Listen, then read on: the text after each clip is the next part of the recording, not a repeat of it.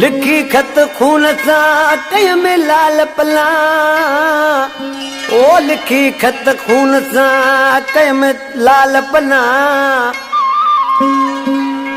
वो तो ले नेड़र ना आहन अमीर बस के जाला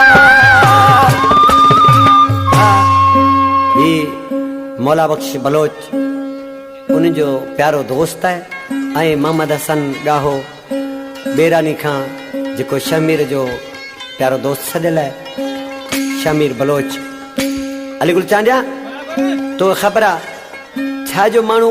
को के मरीज के वठी विंदो आदा इनके सुई हणाए चिन जो इनके बुखार है इंजेक्शन भी चवंदा आहिनि ऐं सुई भी चवंदा आहिनि हिन आशिक वेचारे इंजेक्शन सां उन सुई सां रत कढी ऐं खत लिखण लॻो आहे पंहिंजे महबूब ॾे पर लिखी ऐं छा पियो चवराए मोकिलियोसि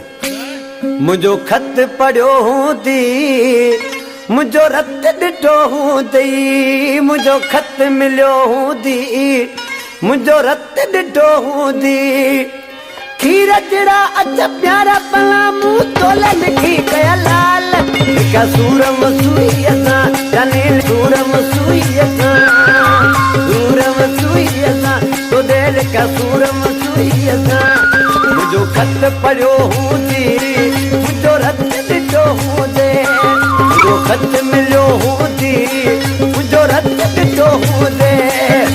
खीर जड़ा अच प्यारा पला मुंह तोले लिखी कया लाल लिखा सूरम सुई असां तो दे लिखा सूरम सुई असां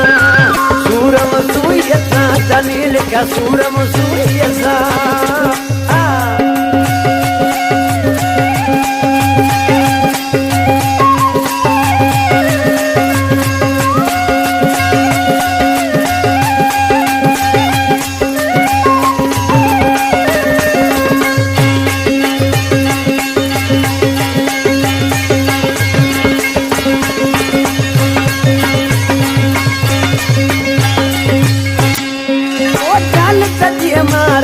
बेवफा तो दे खत लिख में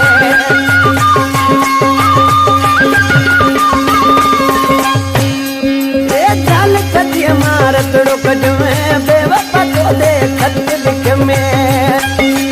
पूरी पूरी मुंह गड कई मुझे खून जो कर तू ख्याल लिखा सूरम सुई असां लिखा तुझा सूरम सुई असां लिखा तुझा सूरम सुई असां मुझो खत मिलियो हूंदी